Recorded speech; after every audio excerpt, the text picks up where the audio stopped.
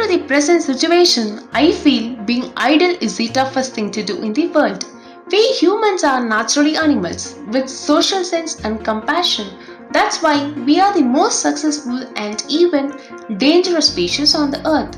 But certain situations like the quarantine period, we need to isolate ourselves to stay safe.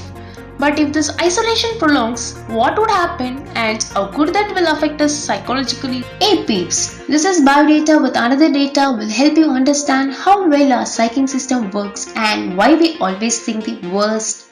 Let's get started. Our body is not only composed of organs, along with that, it is also made up of enzymes, hormones, and various chemicals. In that, one such hormone is a serotonin. Serotonin is nothing but a neurotransmitter which is produced in the brain. It plays a key role in controlling our emotions, which includes happiness, depression, anxiety, and fear. When you are sad or depressed, the release of serotonin will be low, and alternatively, when you are happy, the release of serotonin will be at the peak. Too much release of serotonin will also weaken our bone strength, so we have to maintain it in a particular limit.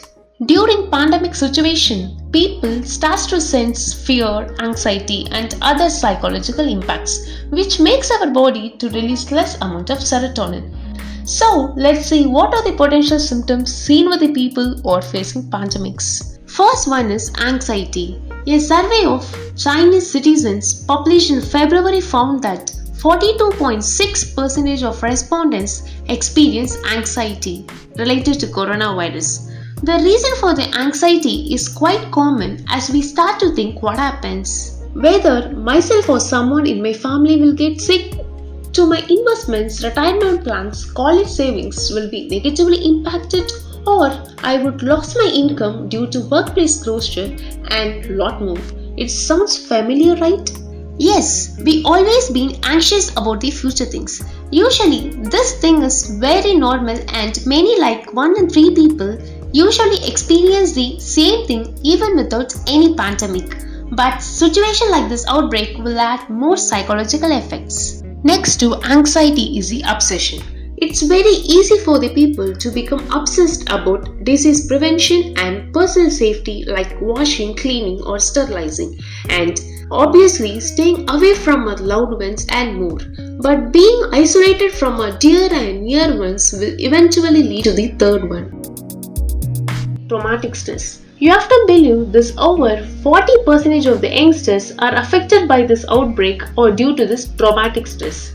Basically, traumatic stress is nothing but a kind of mental illness in which person feel extreme pain with or without a reason. A survey from SARS outbreak in 2003 found that nearly 29% people experienced this stress. Individuals who have been quarantined may also experience this stress. Then, how can we overcome these impacts? Don't worry, here we have some strategy methods that can help us all. First one is be mindful of your news consumption. Though the news can be helpful by encouraging precautions and prevention, but compulsively and obsessively reading and watching about the outbreak can be detrimental to our mental health. So, we can rely on trusted sources like WHO, CDC, and avoid potentially triggering content and consume what you need than what is given. If you are lucky and you are quarantining with your family, then try to spend your time with them. This is the best time to regain your family relationship, and especially to those who are isolated or staying alone, try to get out of your egos and patch up. Push yourself in making something useful in this lockdown times, or watch some cool videos like our Biodata videos. You are the only medicine for your mind. Staying positive may sound difficult for you. Then stay engaged in something which may work out. Remember, this is just a quarantine period and not the end. As always, thank you so much for watching this video. If you like this video, then subscribe to our channel and click the bell icon.